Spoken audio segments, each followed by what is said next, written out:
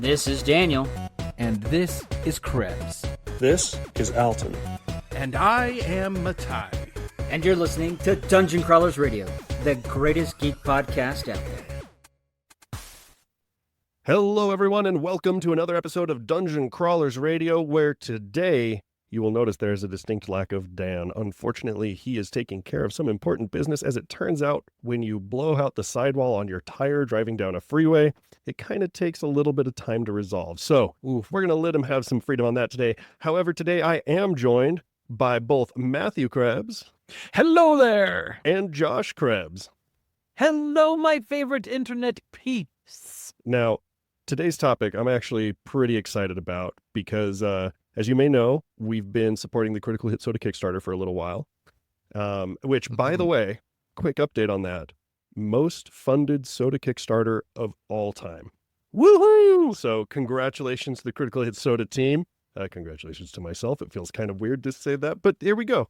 No, congratulations to you. You did a huge amount of work to make that possible. The things that you did at Gen Con, the effort that you put into getting the campaign out there via social media and this show, I think you did phenomenal. And I saw you in the process, and it was exhausting, but you poured your soul into this one, Alton, and it was a success. So congratulations, buddy. Thank you. There have only been 14 projects in all of Kickstarter's history with soda that have funded.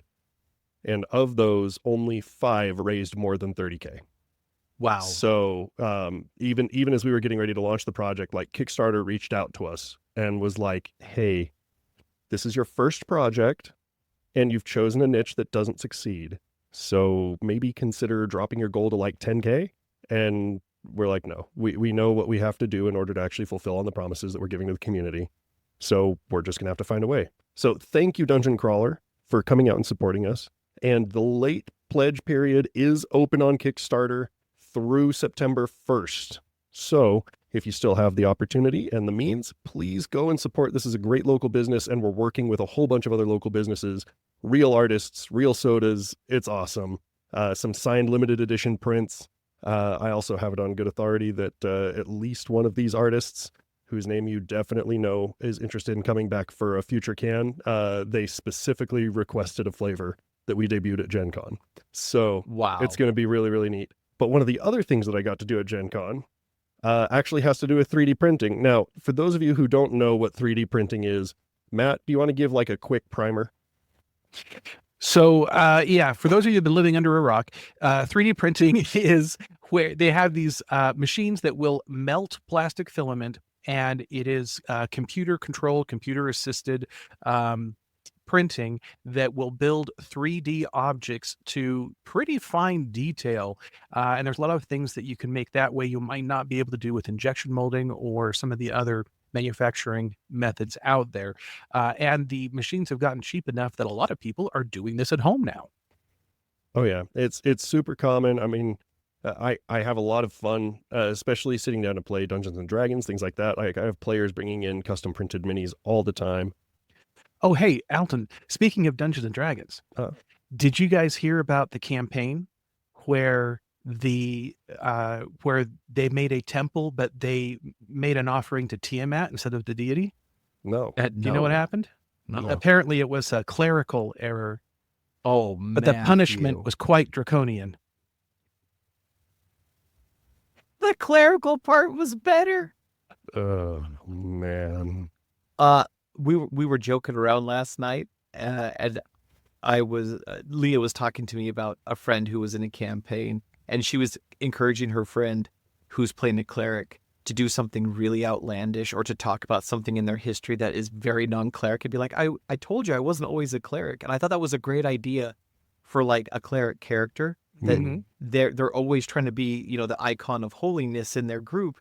But then as time goes on, they'll say things like, no, when you stab them, you have to take this angle so that it really hurts. And then there's like, what is like, I wasn't always a cleric. And then like, they should escalate every time it comes up so they get increasingly frustrated and just be like, I told you I wasn't always a cleric.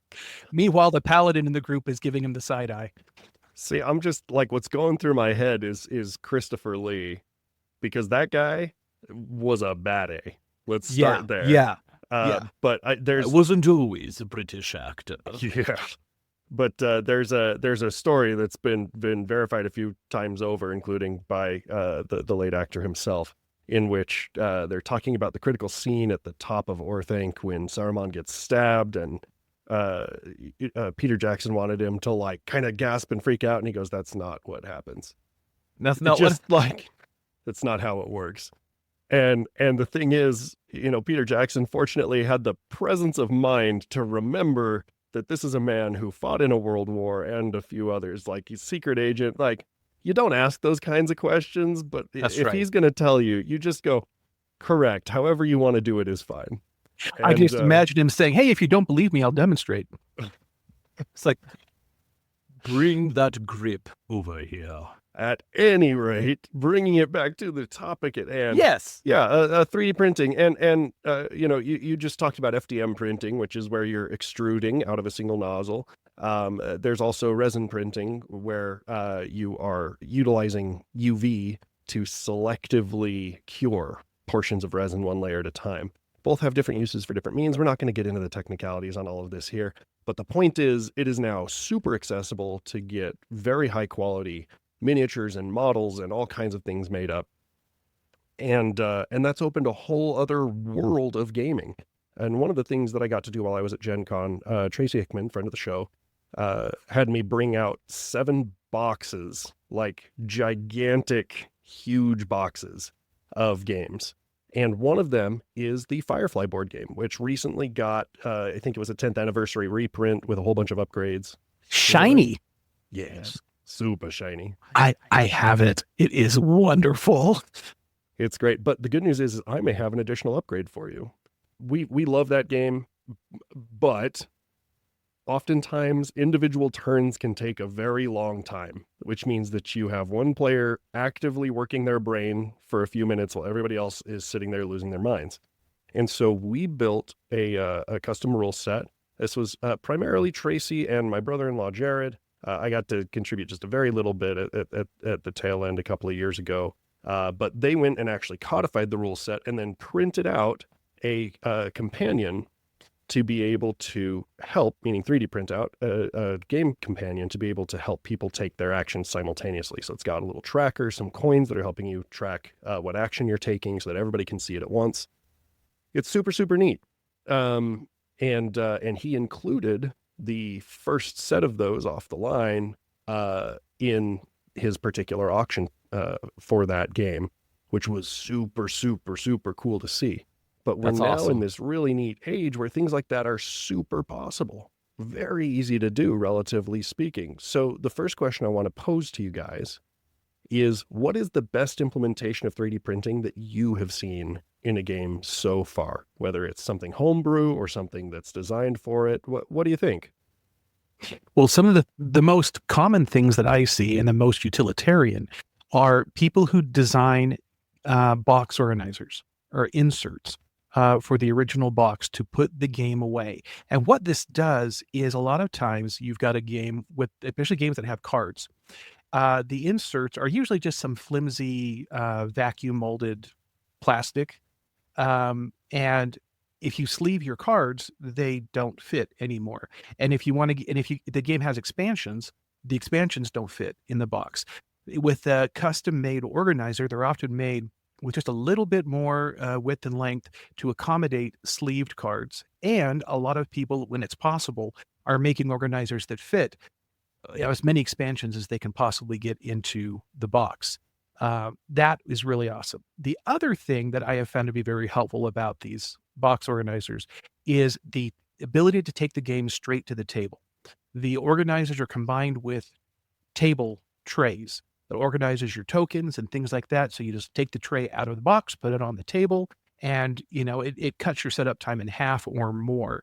I love things like that. It shows a great deal of engineering, and I'm an engineer, and so I love things that are very good that way.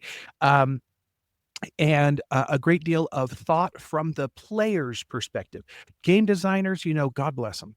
They are, wonderful, but they aren't usually the ones that are designing the box anyway. But whoever is designing the box and the packaging and stuff, a lot of times they make some consideration, but they don't have the complete perspective of what the player's experience is going to be. Yeah. And so these organizers often come from players who've got the game. I love those things. 100%. And you absolutely nailed it there.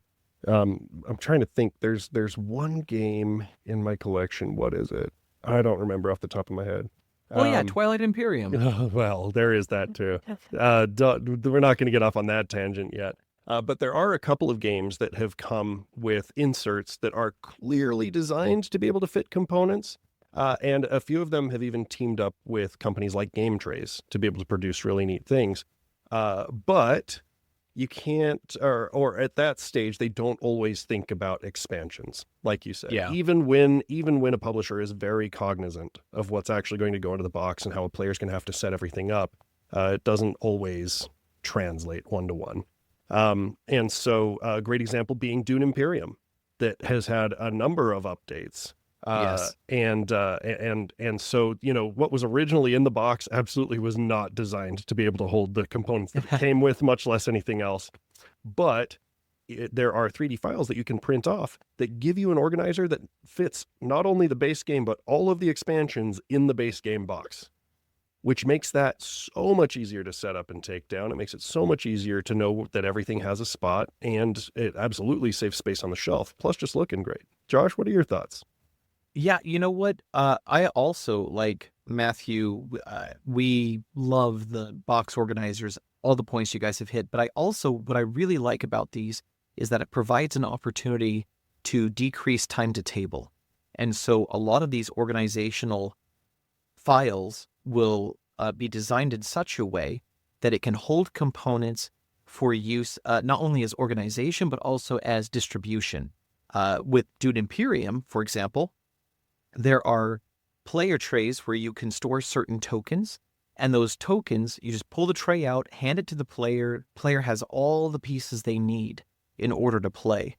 And then you can pull out another caddy, and it holds the first player token, and it has the family nukes, and it has a bunch of the different tokens to be shared at the center of the table. I love organizational solutions that decrease time to table and improve the player experience. One of my favorite ones that Matthew's done like 100 of these for me now, and I feel like I owe him every PLA on the planet. But he made an organizer. He found one for me and then adjusted it slightly for Gloomhaven Buttons and Bugs. So that travel game, that's the solo travel variant, and all my cards are sleeved because I'm a prude. And I found that like trying to get that to the table and trying to get everything packed up again and everything was stacked on top of each other vertically. And so you had to like dig everything out a piece at a time. I had a buddy that had printed a little insert. It was like a T-shaped insert just to help with separating pieces and keeping them organized. But when you pulled it out of the box, it had no walls, and so the pieces could just fall out if you weren't steady-handed. Matthew found this file, adjusted it slightly so that it would fit all of the components with sleeves. And you pull out one tray and it has all the tokens of all the pieces, and that's ready to play with right out of the gate. And it keeps everything organized in such a way that everything is accessible almost instantly. And so I really love that solution. And the final thing I'll say about this one is he and I worked together tirelessly on this one as a box replacement for Marvel Splendor. I was going to bring that one up. Yeah. And what I like about it is that the box itself is thematic. It has the right color set. It says Marvel on it in very much the comic book font, the famous Marvel logo. When you slide the lid off, on the underside of the lid are the demarcations for what pieces to use or how many tokens to use per player count. And so you have a little bit of the rules incorporated into the print. And then it has a caddy for the cards, and it has a separate, really cool caddy as well for all of the different chips and tokens. And it makes it highly travel capable and also very thematic. Really like this solution a ton. What was fun about that is that the original one was designed for unsleeved cards, and it was beautiful. It was absolutely wonderful what this guy had put together. But we could not get the sleeve cards to fit. So yeah, Josh and I made several prototypes, and that was something else that we had learned how to do, is how to quickly prototype pieces, because there's a lot of things you can design on the computer, but it doesn't count until it's in the real world. That's right. And so let me just throw this tip out there for any 3D printers that might be listening to this episode. When you are trying to design things for fit, realize that you can cut a piece out of the model that you're doing and just print the pieces you are trying to fit. Just print the threads and the hole it goes into. In our case, we were trying to figure out if we'd gotten the trays right. Now we wanted to fit it into the box. It was about an inch, I think. I just made a cut of the top 1 inch of the box, because all we needed to see is if these trays would fit into the inner circumference of the box. And it didn't. So we saved ourselves a lot of time and filament just printing out this little piece to test for fit. Once we had things all right, then we did the full print. But man, save yourself some filament. Just print pieces. But anyway, to get to the point, also what we ended up doing was we had to reorient. We had to turn things around a different way than what the original designer had intended on that box. And so I think we designed a little wall to go in between to help keep the separation between the 2 main trays that were in this Splendor box. And it meant that when you turned the box on its sides, things wouldn't fall out. That was the big thing, is we wanted to make sure that cards stayed where they were supposed to be, chips stayed where they were supposed to be. And that it's, if you're not familiar, that's called a remix. When you take somebody else's model and you tweak it to add some additional feature to fit a specific situation, you're remixing somebody else's stuff. And that's a really big thing. You always have to give credit where credit is due, of course. And that's one thing I really admire about the 3D printing community, is people are very good about providing credit and then taking what somebody's got and improving upon it. And people are generally pretty open to that. The one black mark in the 3D printing community is those who take other people's models and then sell them at craft fairs or Etsy or other places, and it doesn't belong to them. Don't do that. Do not do that. That is not cool. Don't sell somebody else's work as your own. And all of these usually come with some standard license, and it will allow you to use it for personal use for free, but it'll often say non-commercial. Some, if they're okay with it, they will say this is available for commercial use. Check the licensing, the models you're downloading. But anyway, we had a really good experience, and we had to do it, as Josh said, there were many iterations of this box. But in the end, it was really great. It made it a lot more portable, didn't it? Absolutely, it did. And the presentation to table was also really, really slick. Now, it's great that you guys know how to use 3D editing software and, your booleans and your cuts and your fuses and whatever. But I'm just barely getting into this hobby. I'm a 3D printing baby, says Dungeon Crawler out there who's currently listening. So this doesn't sound like it's for me. I can't do all this kind of Pixar nonsense. So, how accessible was it for you very first getting in? For me, stupid easy. A lot easier than I thought it was going to be. But tell me your experience. No, you're absolutely right. I am not a Pixar type 3D modeler either. I've been spending a lot of time learning how to do it, but initially, when you unpack the box of the 3D printer, not only do most of them come with some models already on a memory card with the printer, but if not, all these manufacturers of 3D printers have their own websites, and people are sharing their models for free. And what I would encourage people to do is to go out there and look for things of interest. Things that everybody prints are those articulated dragons or snakes. Those are fun, just fun things. And there's lots of kind of fidget toys and items. It is okay to download models from the web and just print them. You're learning, you're getting familiar with it. And if that's all you do, that's the kind of 3D printer you want to be, that's fine.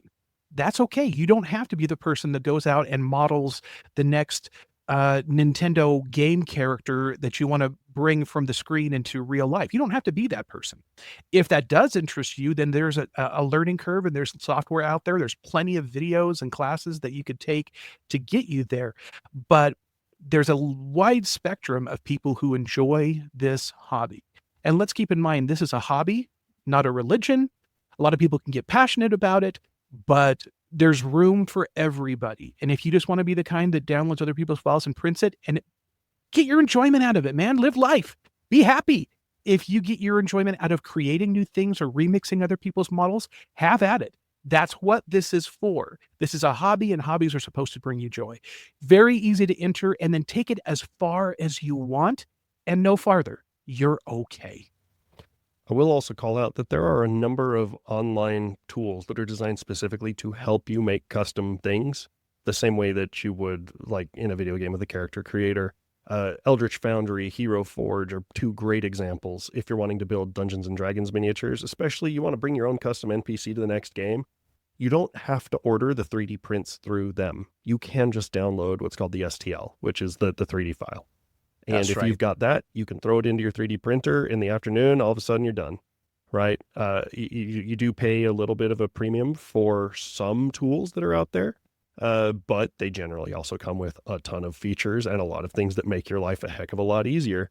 And then the cost of the resin or the PLA itself is, a buck. Like it's pretty straightforward, very easy to use. So can recommend. And you know what? One of the simpler applications for 3D printing when it comes to tabletop games that are not RPGs is basic component replacement. Matthew has this game called Tamashi that is a phenomenal game, and it has myriad cardboard tokens to represent this programming mini game that you have to do like a little bit of a puzzle shuffle. He found STL files for coin replacements that give you these hardier, more robust, more texturized, multicolored coins to then use in place of the original tokens, and it just elevates the experience. Tabletop gaming is by its nature, is a tactile experience. And so when you can enhance that through increased quality of components, great. One of my favorite things to do is to buy metal coins for games that have coins, especially when they're like the official version. But in the absence of those, having 3D printed components is an excellent way, and actually a pretty affordable way in the long run, to elevate your gaming experience. And of course, this brings us to, okay, but what about tabletop RPGs? The most obvious thing to use a 3D printer for is to create miniatures for your battle maps, for your environments, and those can start with the characters, and they often then expand. Once people get used to doing that, it often expands into environmental elements like walls and fences and cattle and buildings and towers and even partial structures. And this is a perfect opportunity to give a quick shout out to friends of the show, Loot Studios, who absolutely makes the most gorgeous 3D printable models out there for tabletop gaming. We did an episode about them with Tracy Hickman quite a while back now, and I've been following Loot Studio ever since. This amazing Brazilian company creates phenomenal models for gamers, with gamers in mind. Everything from tiny minis to real-life scale props. They do a phenomenal job. This episode not endorsed by Loot Studio. You are absolutely right. In fact, one of their games coming out, Malediction, is one that Tracy and I are looking forward to playing together soon. I really wanted to back that one, and I couldn't at the time, but my gosh, I want to see that thing succeed. Oh yeah, it's gorgeous, and I'm really curious to see where the industry starts to go from here. Just very plainly, you all know I'm exactly egotistical enough to call shots. So I'm gonna call another shot. Consider this another official prediction. Now, the last time that I made one of these, I would like to remind everybody, was that I said that 5e was in fact going to have a big boom, but it wasn't going to be because of WotC. I said that I anticipated WotC was going to shoot their own product in the foot, and instead there was going to be an upswell of secondary things, as well as perhaps a couple of competitors starting to come into the place. Wouldn't you know it? It's 2025, and I called it. Anyway, so here's my prediction. 100% true, by the way, folks. Here's my prediction. I believe that the current local game store model is broken. It is not working.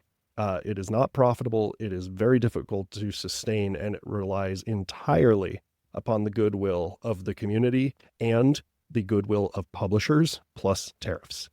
If you can, support local game stores this year. They are about to get their faces pummeled in Q4. But I believe that one of the most natural evolutions for a game store going forward is that they need to be able to be a full service center. I think that game stores need to be able to have large scale printers in-house. I believe that they need to have 3D printers in-house.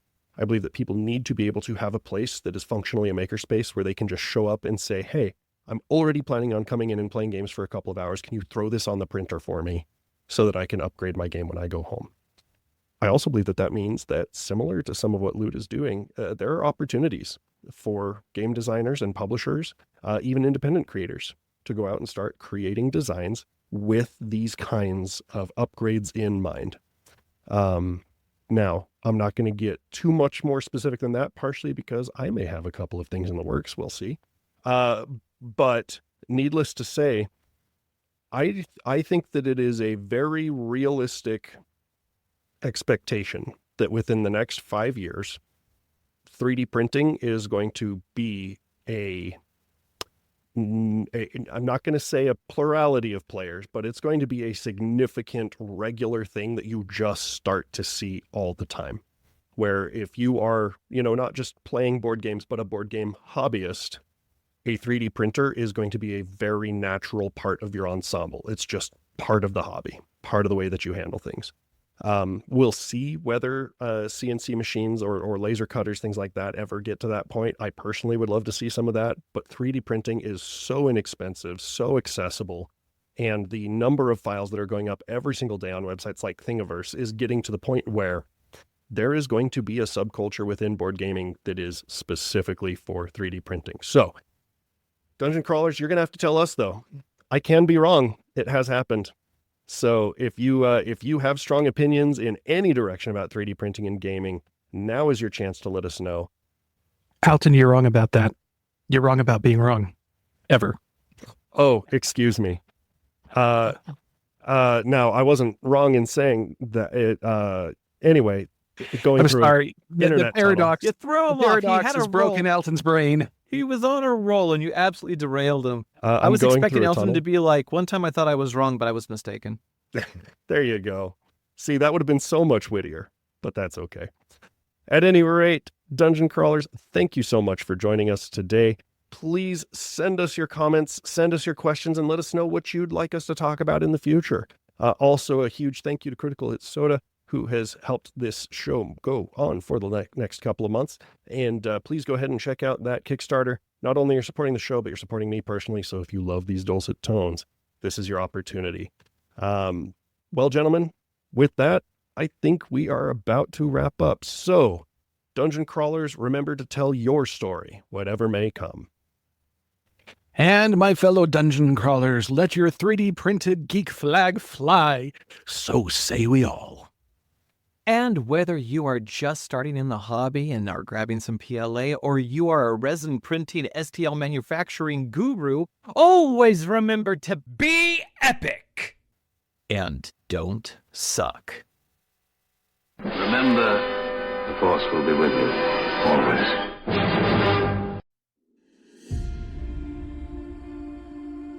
What happens when modern magic, high-tech weaponry, and an unstoppable dragon collide? Find out in the epic audiobook of A Dragon's Fate, brought to life by Daniel and Krebs. This Whitney Award finalist novel will pull you into a pulse-pounding world where a secret cabal battles for power, and a dragon could bring everything to an explosive end. Don't just hear the story. Feel the magic, the danger, and the action. Get ready for a ride you won't forget.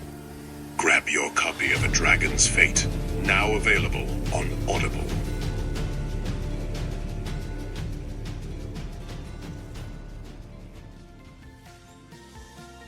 Thank you for listening to the podcast. If you like this episode, please give us a 5-star rating on iTunes, Spotify, or wherever you find us.